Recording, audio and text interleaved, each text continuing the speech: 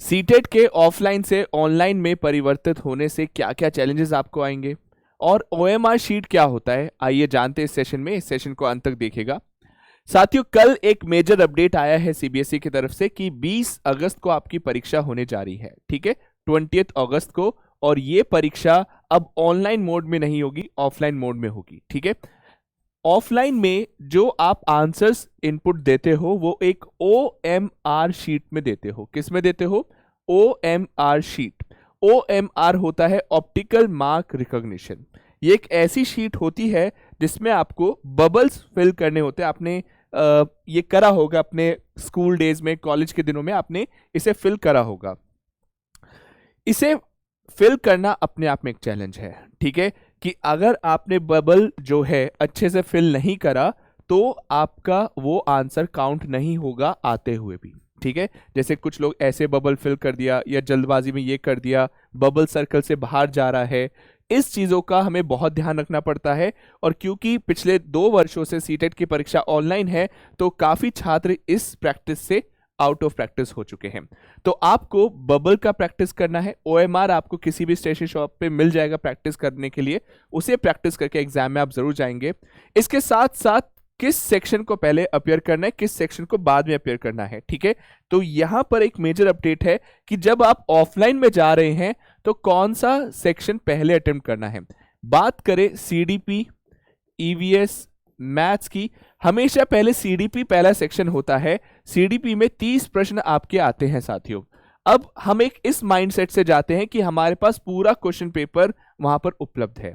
ठीक है, हमारे सामने एक एक क्वेश्चन करके नहीं आ रहा है। जैसा ऑनलाइन एग्जाम में क्या होता है कि एक एक क्वेश्चन करके स्क्रीन पे आ रहा है और आप सेक्शंस को रोटेट कर सकते हो, लैंग्वेजेस अलग देख सकते हो, सीडीपी अलग देख सकते हो, मैथ्स और आपका ईवीएस अलग देख सकते हो।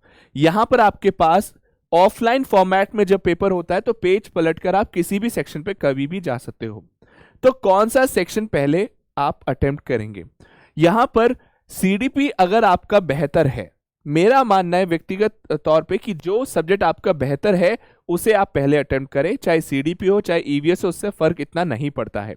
लेकिन हर एक क्वेश्चन आपको अटेम्प्ट करना है, कोई क्वेश्चन छोड़ना नहीं है, क्योंकि नेगेटिव मार्किंग नहीं है इसमें। नेगेटिव मार्किंग नहीं है तो क्वेश्चन छोड़ना एक अपने आप में ही एक गलत तरीका हो जाता है कि आपने अपना जो स्कोप है पास होने का खुद ही कम कर दिया। अपने स्कोप को बनाए रखना है तो 150 के 150 प्रश्न आपको बबल फिल करना है। 150 प्रश्न के लिए आपके पास 150 मिनट है। और इसको ध्यान रखिए कि मैथ्स जो है, मैथ्स एक टाइम कंज्यूमिंग चीज है, तो शुरुआत मैथ्स से ना करें। मैथ्स से शुरुआत करने पे अक्सर क्या होता है, बच्चे किन्हीं क्वेश्चन में कंफ्यूज हो जाते हैं, टाइम कंज्यूम हो जाता है और कई बार वो प्रश्न जो आते हुए प्रश्न है वो भी हम सॉल्व करने से रह जाते हैं। तो 150 क्वेश्चन आपको करने हैं 150 मिनट में। इस चीज का ध्यान रखिए, या तो आप सीडीपी से शुरू करें या पर्यावरण से शुरू करें या किसी भाषा से शुरू करें। मैथ से शुरू करना इसलिए रिकमेंडेड नहीं है क्योंकि वहां पे आपको सॉल्व करना होगा जिसमें टाइम जाता है।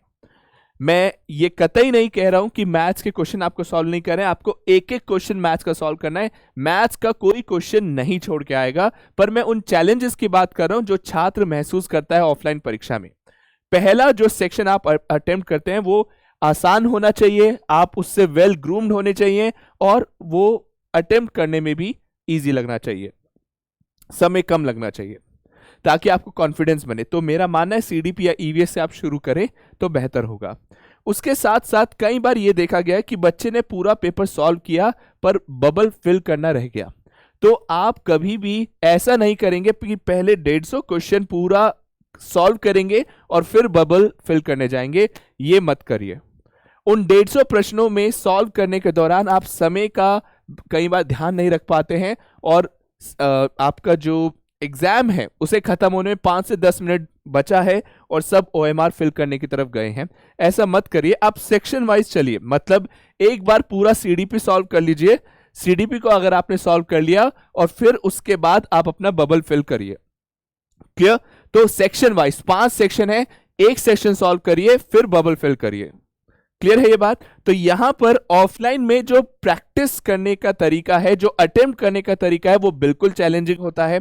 ऑफलाइन परीक्षा, क्योंकि ये 1 दिन की परीक्षा होने जा रही है, 20 अगस्त को आपकी परीक्षा है, तो इस परीक्षा का थोड़ा स्तर भी ऊपर होगा। ऑनलाइन में ये फायदा मिलता था कि पहली शिफ्ट में जो क्वेश्चंस आ रहे हैं, जिस प्रकार क्वेश्चंस बने हैं, उसका अंदाजा दूसरे स्टूडेंट्स को या दूसरी शिफ्ट के स्टूडेंट्स को लग जाता था। अब वो हेल्प आपको नहीं मिलेगी, एक ही दिन में सारी शिफ्ट सारे एग्जाम हो जाएंगे। क्लियर है साथियों? तो यहां पर जो OMR शीट है उसे फिल करना बहुत जरूरी है, बेहतरीन तरीके से फिल करना है, क्योंकि आपकी सारी मेहनत खराब हो सकती है अगर आपने OMR पर कोई स्ट्रे मार्क छोड़ा, आपने पेन गलत तरीके से चला दिया, आपने गलत बबल फिल कर दिया।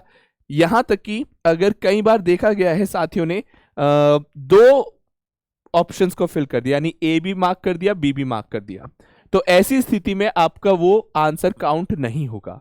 आपको ये चीज ध्यान रखना है कि OMR फिल करते हुए आपको काफी सावधान रहना है, जिसकी प्रैक्टिस आपको कई बार कर लेनी है। टीचिंग वाला मंच आपको इसमें बहुत हेल्प करेगा, और बने रहिए टीचिंग वाला के साथ। और अपडेट्स के साथ मैं फिर से लेकर आऊंगा एक और सेशन कि सीटेट की क्या स्ट्रैटेजी होनी चाहिए। मिलते हैं अगले सेशन में, तब तक के लिए जय हिंद, जय भारत।